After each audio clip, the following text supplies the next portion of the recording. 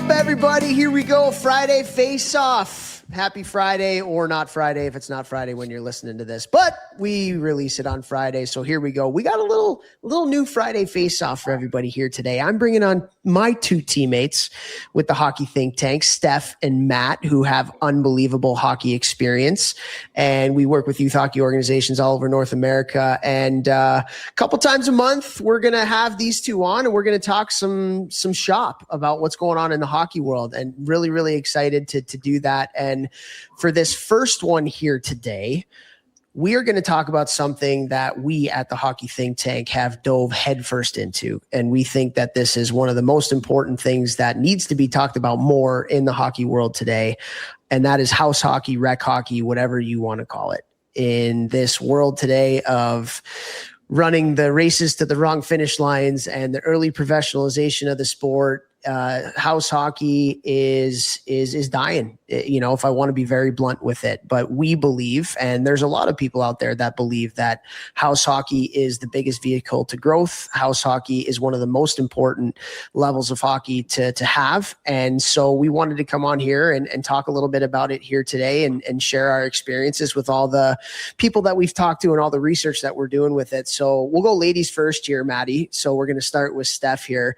But, you've been a hockey administrator for a long time. You've had two kids come through it. And, we work with all clubs of different shapes and sizes, all throughout North America. Why do you believe that we need to be talking a lot more about rec hockey? Because it's the foundation of the sustainability of our sport. I mean, I think that's the biggest realization that a lot of clubs are coming to, a lot of our partners that we work with, and even clubs that just reach out, to learn more about who we are and what we do. The common theme, and I think Maddie can echo this, but the common theme with everybody is they're starting to recognize that the sport isn't sustainable if the base isn't your most vibrant, if the introductory experience isn't the most positive, the most welcoming, the most culturally relevant. Whatever you do after that, your pyramid's gonna kind of suck if you don't focus on that part of it, and make that the foundation of who you are as a club. Yeah, Maddie, you want to add on to that? What are your thoughts? Yeah, I think if you're trying to make the case why we should care, I think you got to, and you mentioned it earlier, but you got to zoom out and recognize, like, this is real. I know administrators are seeing it from where they're sitting, but 6U and 8U continues to grow in new players. Those numbers grow every year. Really encouraging stuff. Credit to everyone involved, NHL, USA Hockey. But after that, it becomes a localized problem. And locally, what you see in just about every locale is by 14U, we're retaining less and less every year, despite that higher starting point, which paints a picture that we're actually getting worse at retention every year. And retention is not AA, AAA. That rank is swelling, right? The NDL, the Development League concept is designed to get that under control. That's arguably healthy from at least a numeric standpoint. Where we're hurting, where we're struggling on the retention is at the house rec level. Most of the country is struggling with that. And why do you think that is? In talking with our partners and all of the messages that we get, why has house rec hockey become the afterthought in our hockey world, Maddie? Afterthoug's a good word. I think, and I know Steph's going to jump on sort of the afterthought aspect of the leadership side. But, there are organizations that don't have a learn to play vehicle for kids older than 8.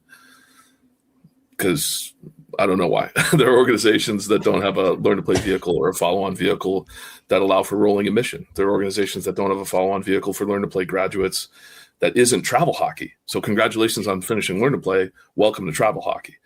The grassroots community-based organizations in traditional, there are grassroots community-based organizations in traditional markets, defined territories, great historic hockey towns that used to have 3 or 4 travel teams in a 2-year age window that now have 6 and no house behind it.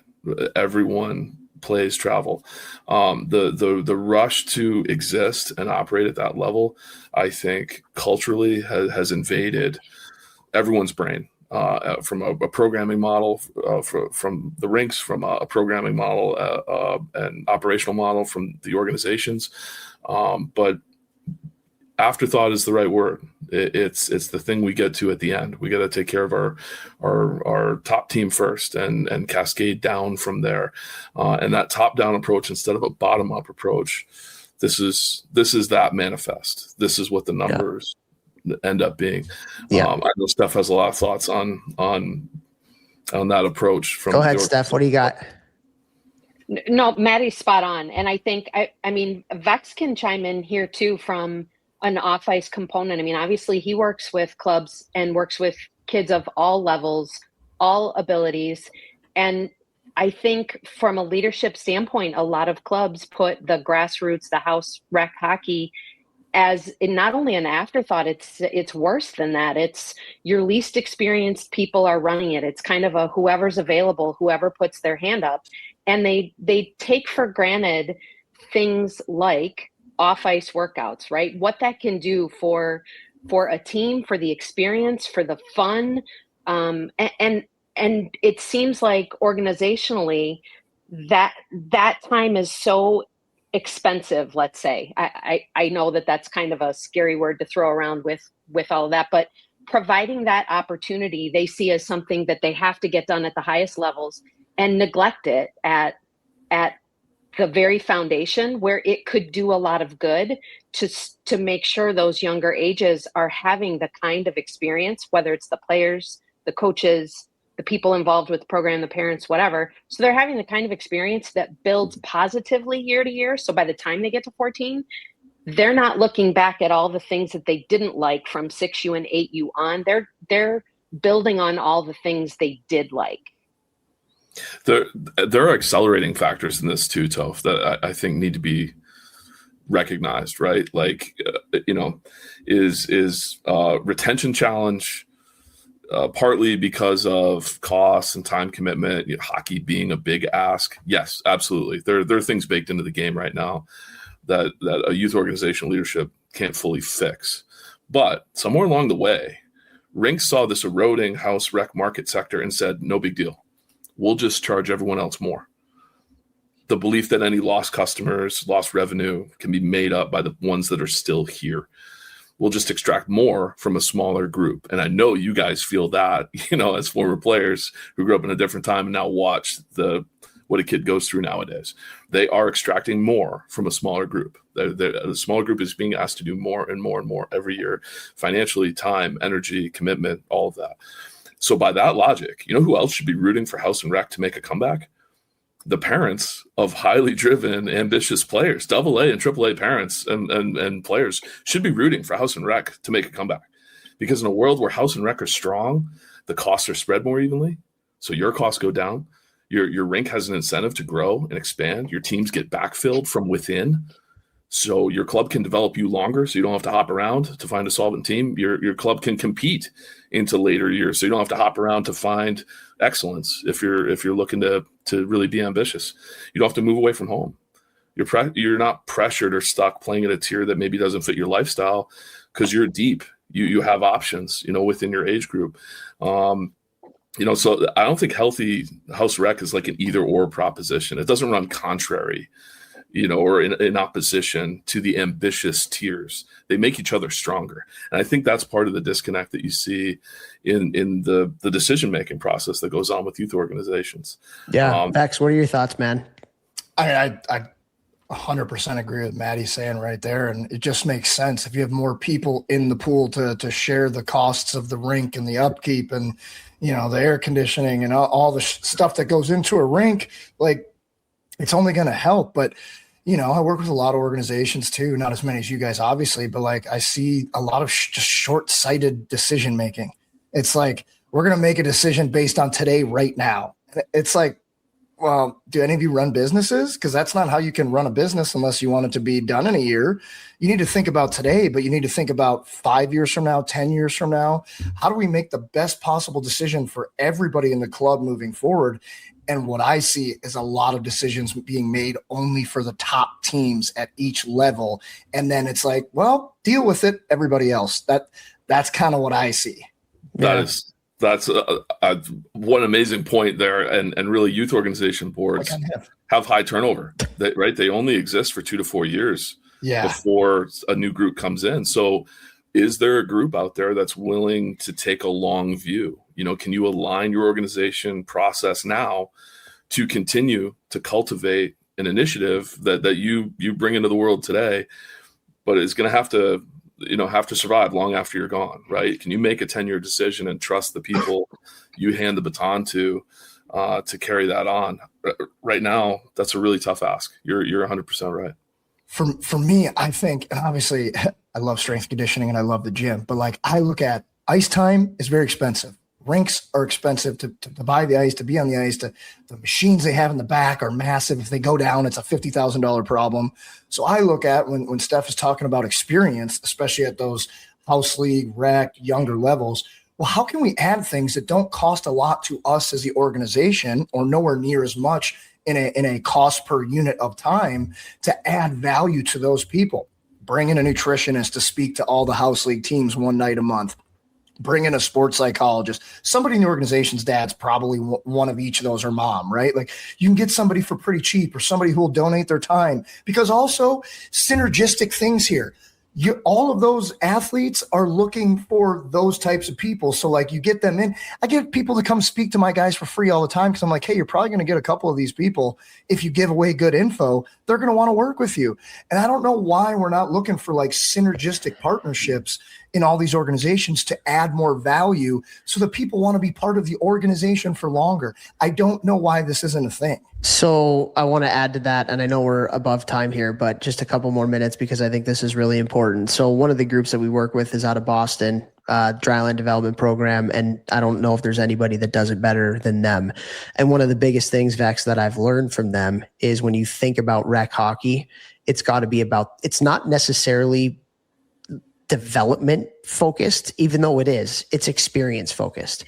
How can we make this ice time as fun as we can for the kids so everybody is going to just want to come all the time? And so they do fun things like the national anthem before every game. They do fun things like if one team's winning after the second period, the team that's losing gets to steal, a player from the other team to come onto their team, to make the game, more even. So it's going to be a fun third period. They pay their refs in Chipotle gift cards. They have mentorship programs where the older kids are getting involved with the young kids. Like it's not, it's funny because I don't want to say it's not about development, because it is, but the main focus point is how can we make this an experience that these kids are never going to forget? And then they're going to continue to go and go and go. And that's where retention comes, because the kids are going to want to keep coming back to the rink. And that's where, again, you look at this even from like a big picture point of view. Guess what? You get kids in your organization that love hockey, right? And they love your organization. Retention isn't just staying in the sport. Retention in this world of recruiting, even at like tier 2 and tier 3 levels, is keeping kids in your organization too, and also guess what? When these kids get older, guess what one of the biggest problems is in youth sports? It's retaining and recruiting volunteers to get involved and coach and be a part of administration. Well, guess what?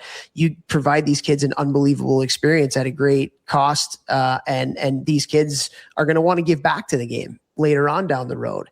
And so like there's such a benefit to putting just an intense focus on the grassroots and the house level. And from a cost standpoint, everybody says it's not cost effective. We disagree. And we've seen people who have made it very cost effective and even good for the bottom line for clubs in the short term and the long term. It's great for club culture. It's great for growth. It's great for retention. It's great for our sport. You think about the NHL, it's more fans for the NHL.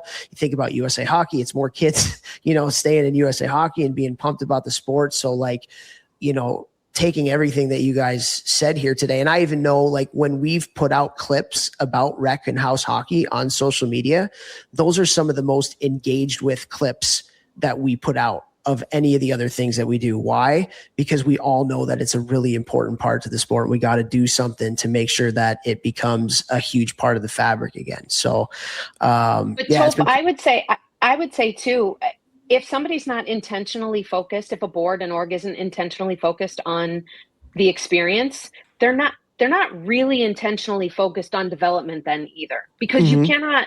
you cannot properly develop players the right way forever if if the basis is that they don't enjoy the experience. It doesn't matter how much you spend time on development. It's not going to work. You guys hear it all the time from guests here on the podcast. It's the number one thing the people that have made it to the highest level say. The reason they made it to the highest level, because they love the game. If the experience isn't good, they're not going to love the game. I just spent $30,000 at my headquarters on bubble hockey, a library, furniture, an Xbox room, because I want the guys to love coming to my gym. I want guys to be in there all day long, whether in the NHL or they're the youngest players that I train. And we train house league players there all season long. We walked out the other day and there was dads playing bubble hockey in the library or in the lobby, screaming, going nuts over bubble hockey. And I was like, yes, this is what I wanted. Like, I want the dads to love coming to my gym. I want the little kids to be like, I can't wait to go back next week. The messages I get. And yes, that all of that stuff is not the quote unquote development that's taking place with the workouts, but it gets them to want to come back, whether they're a dad or they're a child. And something that I've learned from my friends who own really great businesses that provide value is customer experience matters.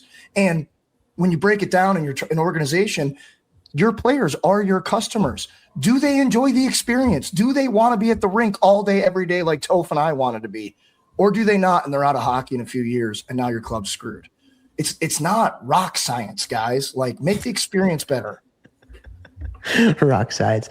I think you guys threaded the needle there really good. And as you can probably tell with my pause a little bit, I really wanted to hesitate on it's not development focused, because in the end of the day, it is. Like, when you have a great experience, kids are getting better 100%. You're not focused so much on like going around cones and those types of things. You're focusing on making the experience awesome and the kids loving it, so they're going to want to work harder at it, and that's the way to go. Toph, if I could just like merge your two concepts and take it one step further, you make it fun, and all of the accessory pieces, the community pieces, the off ice pieces, and that magnetism is there, and all of a sudden it's a movement. At that point, you've got the base to let your number 1 and 2 teams, a travel team, emerge from that, and it emerged from a healthy base. And rather than going to tryouts saying I'm going to push a kid down to house, you go into a tryout saying, I want to see who elevates up out of this system. Ooh. And now you've got a bottom-up approach. This is maybe the world we remember. I don't want to date myself too much. I know I'm a bit older than you guys. That's the world I remember. That's 100%. The world I remember. That's the world Minnesota lives in right now. Most of them. That's the healthiest version of grassroots, bottom-up programming and modeling. And unfortunately, too much of it's top down right now. So that's the direction we try to point clubs and give them ideas. And to your point, we're nothing if not great thieves. We love traveling around stealing bleeding edge thinkers and mad scientists like the guys at Dryland and all the other good ideas out there. Yeah. So if you are, there's a puzzle piece that'll fit for you. Yeah. So if you are passionate about this, reach out to us, because we want to collaborate with you. Like, we have spoken to a lot of people all over the world on these concepts, and we really are trying to help develop something that people can really be proud of. And we want to grow the base at the end of the day. Growing the base grows the game. And what we all talked about here today, we think is one of the biggest things that we got to continue to bring to the forefront for the health of our game that we all love. So reach out, Topher at thehockeythinktank.com. We want to hear from you, and great stuff today, guys. Good to have you on here, Maddie and Steph. Thanks. Happy to be here.